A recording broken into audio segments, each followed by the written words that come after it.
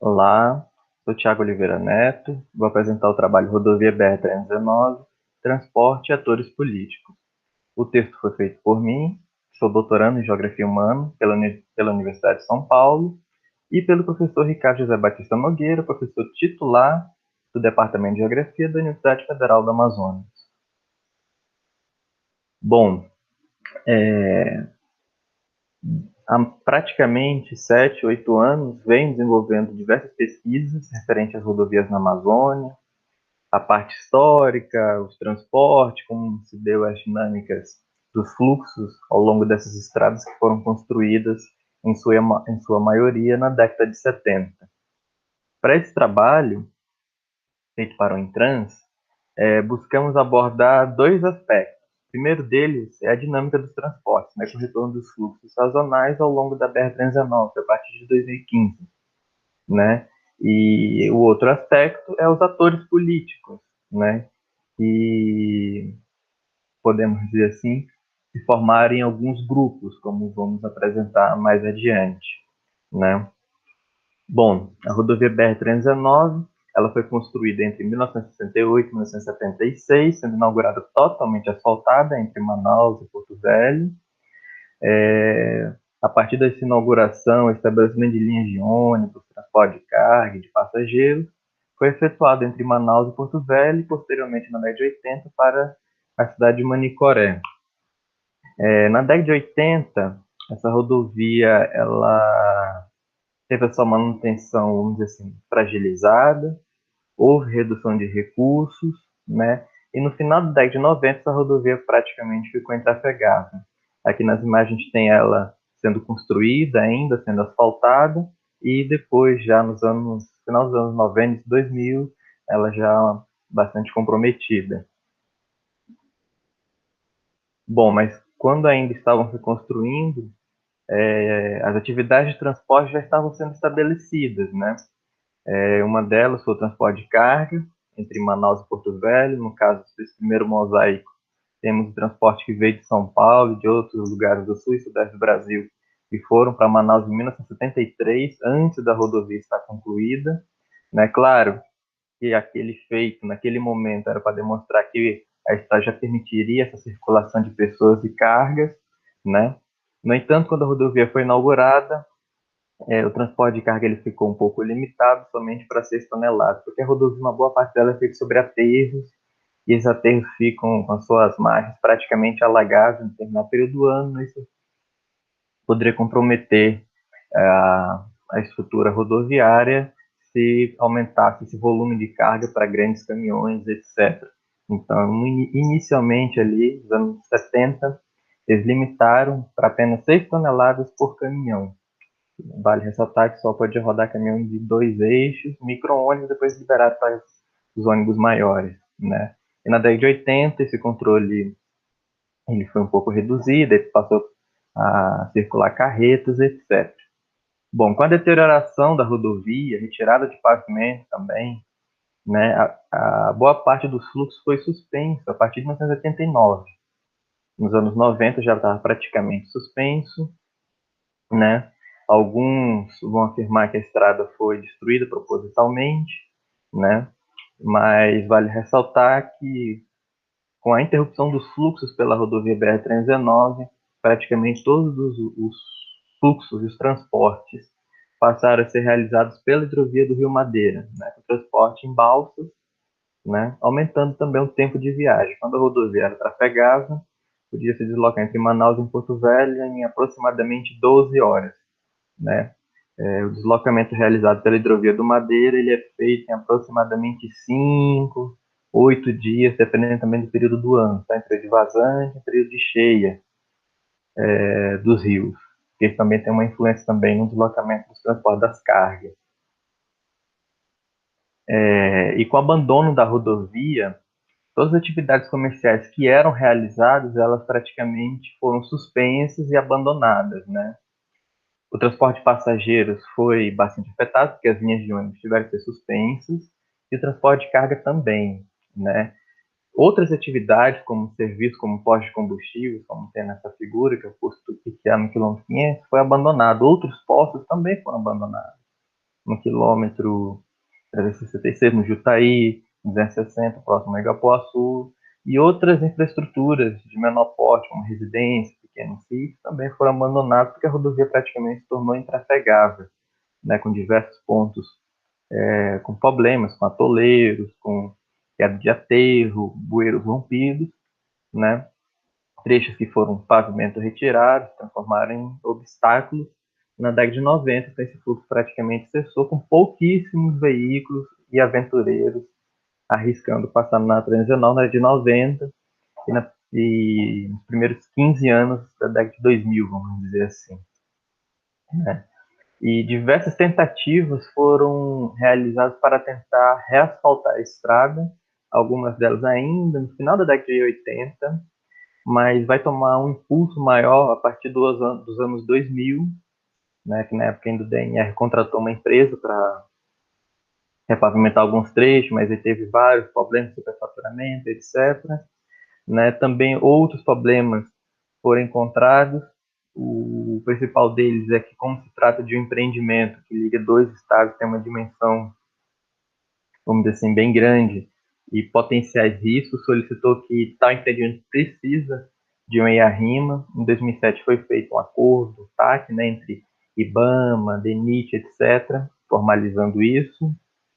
Só que a partir disso aí, alguns entraves também foram aparecendo, que foi postergando esse processo de pavimentação total da estrada. Vale ressaltar que hoje a rodovia Manaus-Porto Velho tem dois segmentos, né, concluídos, né, o primeiro de Humaitá para Porto Velho, com aproximadamente 220 quilômetros, e outro de Manaus até próximo da comunidade do Rio Tupana, até o 198, né. Bom, apesar de todos os entraves, né, com o processo de repavimentação da rodovia, em 2015 a rodovia voltou a apresentar condições um pouco favoráveis à circulação. Um pouco porque, infelizmente, durante 6 meses, 7 meses do ano, a rodovia se torna bastante complicada para a circulação de ônibus, caminhões e carros. Né? Então, ela é uma rodovia que temos desde 2015 até hoje, com fluxos sazonais, ou seja, em determinado período do ano é possível trafegar com caminhões, grandes carretas, bitrens, rodotrens, e ônibus e carros convencionais, vamos dizer assim, baixos, né? E esse período corresponde entre julho até início de dezembro, né?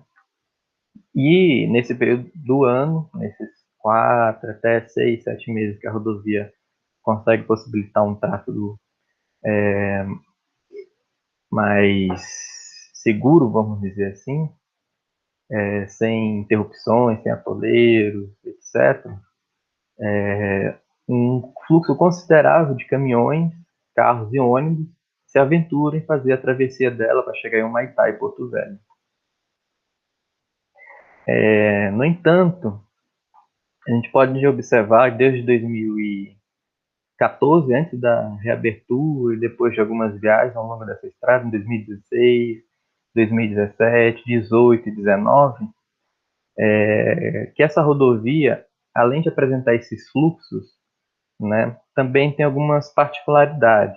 Né, como ela é uma rodovia que a metade dela é pavimentada, outra metade não, né, os transportadores, tanto de passageiro quanto empresas de ônibus, né, interestadual, intermunicipal, e os transportadores de carga em caminhões e carretas, eles buscaram algumas alternativas técnicas que possibilitassem que eles conseguissem transpor os obstáculos, né?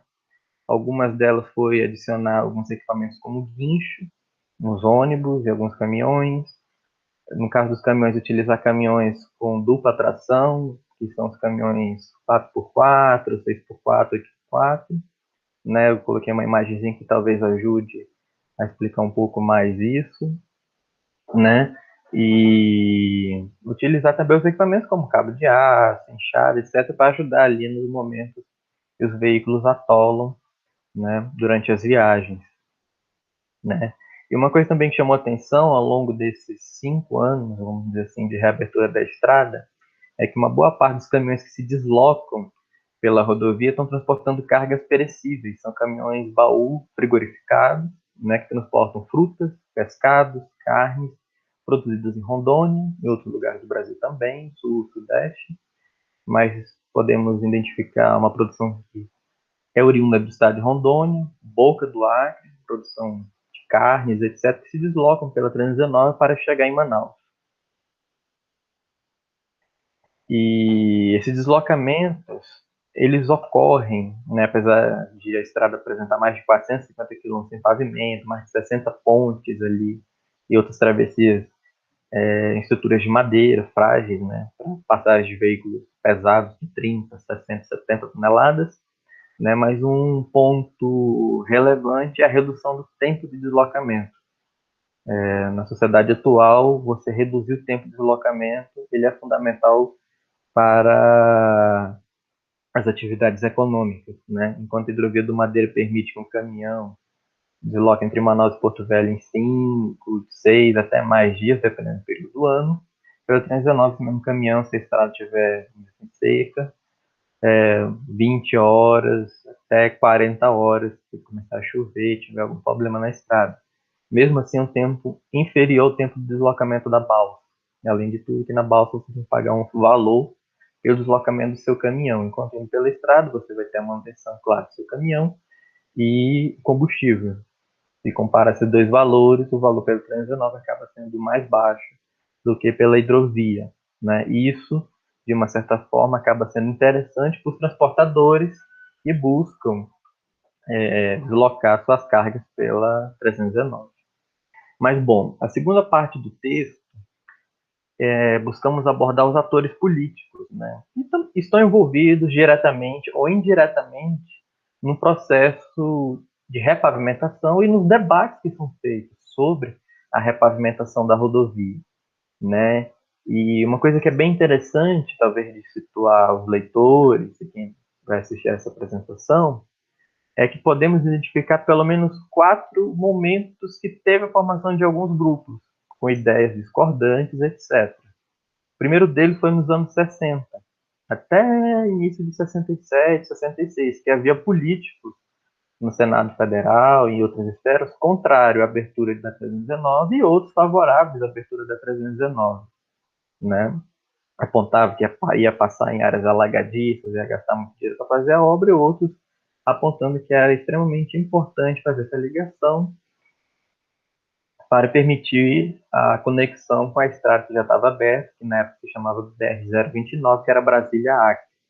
Né? Então, desde ali dos anos 60, você já tinha certos embates de pessoas favoráveis e pessoas contrárias à construção.